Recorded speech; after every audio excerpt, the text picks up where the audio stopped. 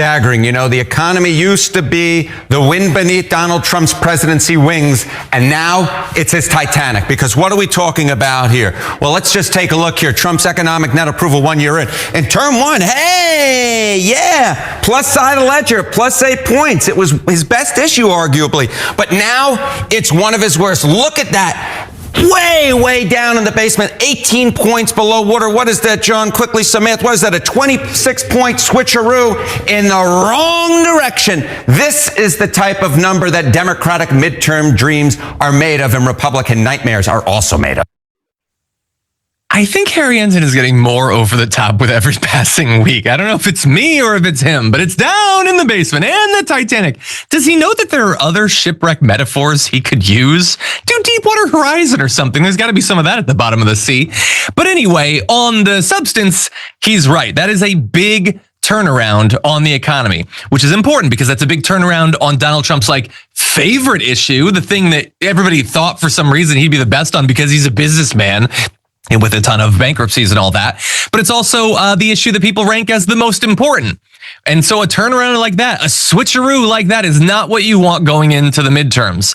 And so that sort of evidence, perhaps it's become a real trend, the turnaround on that voting. It is obviously bad for Donald Trump. And the reason that he's doing so bad in the economy, that's bad for all of us substantively because the economy is doing badly.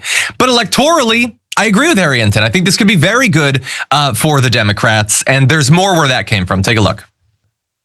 Folks believe, the voters believe it's the Trump administration's fault. Take a look here. Okay, the Trump admin has made the economy worse or better. You go back to January of 2018, term number one. The plurality winner there was better at 40%. Just 22% said worse.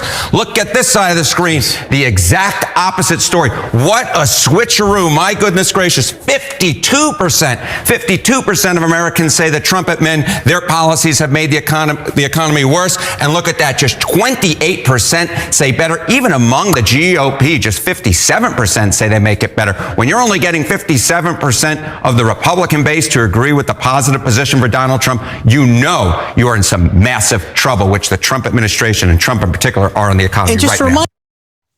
And that is a poll result that Donald Trump is never going to acknowledge. Remember, he used to always, the True Social post, 91% among Republicans, 88, 105%. I don't think he's going to tell you that he's only at 57% of making the economy better, which, by the way, that is a pretty low bar. Let's acknowledge making the economy better. That's not even making it better for you. That's not even a measurable improvement. Just yeah, do you believe something vague and good is happening? And 57% are I guess. That's not good at all. That's really bad. But it's way worse when it comes to independence. One final clip.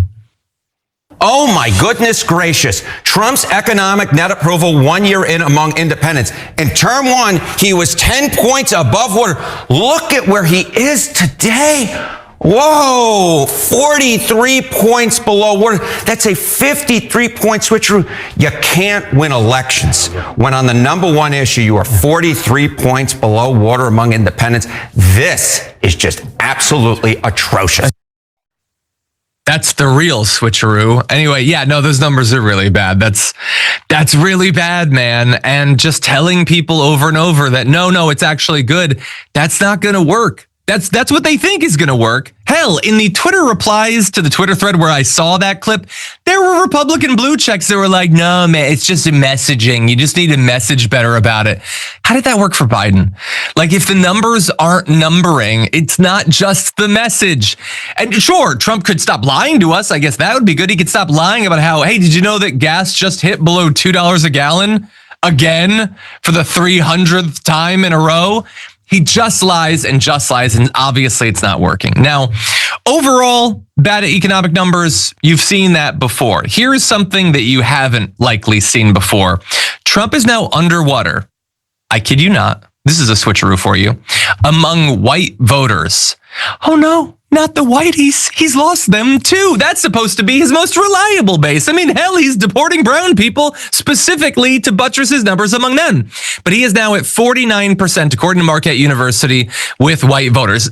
Keep in mind, He's just literally underwater. It's 49-51 or whatever. It's very close, but he's supposed to do well among them. Those are the only people that still like him, and they don't like him that much.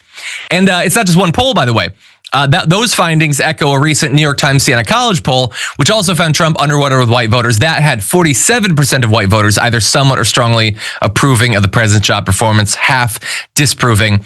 And this is then 5 points. That's pretty big. In the past just couple of months, in September, he was at 52-46. He's down 5, disapproval up 4. And again, just like with the ICE numbers, that shows that people are actually paying attention. Propaganda can only take you so far. And Donald Trump is not persuasive like he used to be. He's not, a master at controlling the narrative like he used to be. He reeks of lame duckness, and he reeks of failure.